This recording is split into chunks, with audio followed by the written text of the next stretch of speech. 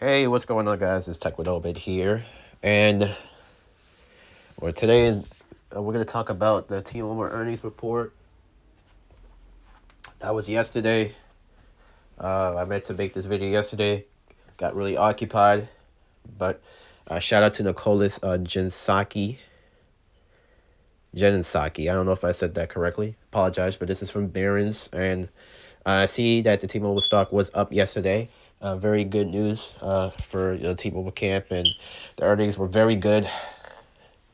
And we're going to talk about a few things. T-Mobile now allowing MVNOs to resell their home internet on their network, and I really hope they're getting compensation for that because they're going to be able to use the capacity on that network. So T-Mobile got to gather some revenue from that side of the business as well. So that's very good to hear. So T-Mobile US reported a higher than expected earnings for the fourth quarter, adding strong financial forecast for 2022 Wednesday evening and sending shares soaring on Thursday. So, as we kind of know, the revenue came in as 20.8 billion, up 5.5, slightly behind the Wall Street average call of 21.1 billion. Adjusted earnings before interest, taxes, depreciation, amortization, EBITDA, less one-time cost benefits were up 6.3 billion, and that matches analyst prediction. It is down from 6.7 billion a year earlier. Net income was 422 million, while free cash flow came in as 1.1 billion. And last year for the full year, T-Mobile brought in $241 per share, 26.9 in EBITDA, and 5.6 in free cash flow. So as we know, we already had the preliminary numbers for T-Mobile. I mean, those numbers didn't really change. They added 44,000 postpaid customers, bringing in a total of 2.9 million, roughly.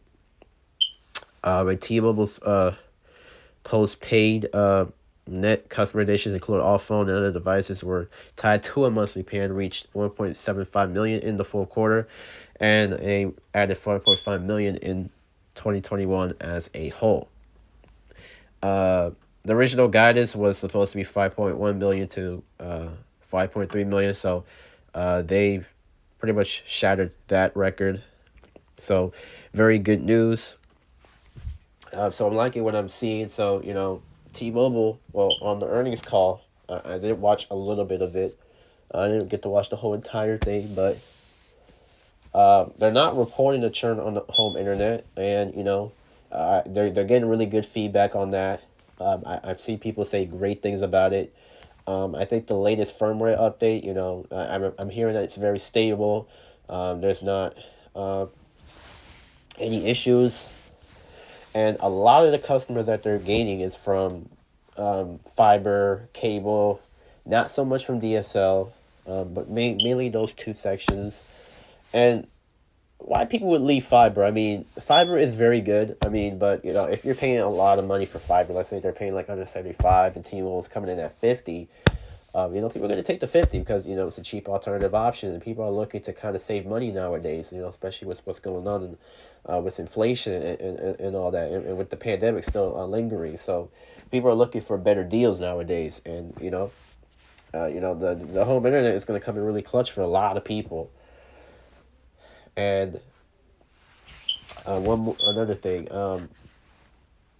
and the DoD and the 110 in the C-band auction, they haven't set any really guidance for that, but I think they're going to do that next year. They're kind of waiting for the dual radios so they can just climb the towers one time and just deploy all that all at once.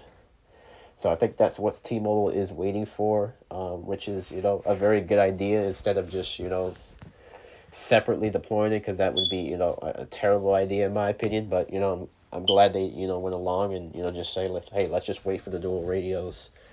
I don't know if there's any phones compatible with with those with that with the dual radios as of yet. So in the aggregation, so I'm not too sure what's going on with that. But when I get information, I'll let you guys know. But very good quarter for T-Mobile, and right now I think they're gonna try to finish all the Sprint keep sites this year. I really think they could do it this year, and maybe some going into next year, but I don't see that being very high. By the summer, Sprint keep sites are gone. Then you have like the Sprint system shut down, so all the Sprint apps like my account and all those other Sprint enterprises, they're all going to be done by the summer. So we're going to see that come to an end. But other than that, T-Mobile is doing what they have to do here, and hopefully they're starting to get that Sprint churn under control, which is going to help them enormously, because a lot of the Sprint customers are pretty much just donating to the market right now. So you see a lot of movement right around there. People leaving, and which is pretty typical for a merger. You're gonna lose people, so that's all a part of the process. But hopefully, T-Mobile is gonna have that under control pretty soon. And the guidance for this year, uh, the adjusted EBITDA for this year is 26.7 billion to 27.5 billion, versus the analyst 27.9 billion average, and the free cash flow 7.1 billion to 7.6 billion versus T-Mobile's 8.1 billion. So, T-Mobile does have a history of being conservative in terms of their own guidance. So I know they're trying to get into rural places, and try to chop off like I think it's like 20 to 30%, which is very conservative. That's not going to bring them fair market share. I think they need to do a little bit more, and I think they need to up that capex to really make some noise in the urban core. But T-Mobile is building in the urban setting. I mean, not the urban setting, the rural setting. I'm seeing it. People are saying it. I'm seeing it on Reddit. T-Mobile is building new sites. They're opening new stores in places where they have the network but no retail distribution. So they're fixing those issues and they're getting that together. So very good to see from T-Mobile. So let me know what you guys think about this. We I already kind of reported on the quarter sort of already. I mean, we do have the preliminary numbers, but we now have the financials and stuff like that. T-Mobile is not making as much money as the other two, although Verizon is been gathering less um, phone net ads, but they're still making more revenue because obviously Verizon is more expensive, and they actually make a profit for every customer they take in. So T-Mobile has to start getting a return on investment on the things that they're selling. And now they have MVNOs on the network, trying to sell the home internet. So that's also going to help them in the long haul, and trying to rein up that revenue. And also another thing, they do have some big names. They do have Nordstrom, and then they do have an airline on board that they're trying to get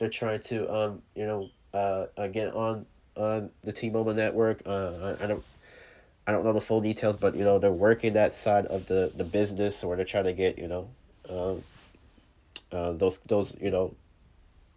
what do they call it, um, those big names. So T-Mobile is working that side of the business. Small business customers, they're that's going to be very competitive, but T-Mobile is going to try to get into that. And I'm hearing fiber is now getting into the small business customer section of the business. So that's going to be very tough for T-Mobile. T-Mobile's going to have to compete very hard. They're going to have to price very nicely for them to be considered. But I think T-Mobile is going to be just fine. They have fiber they're going to roll out in 2025, 2026, hopefully. So I'm looking forward to that. A lot of things going on, guys. So I do appreciate you guys for rocking with me. Big quarter for T-Mobile. Very good things that were said.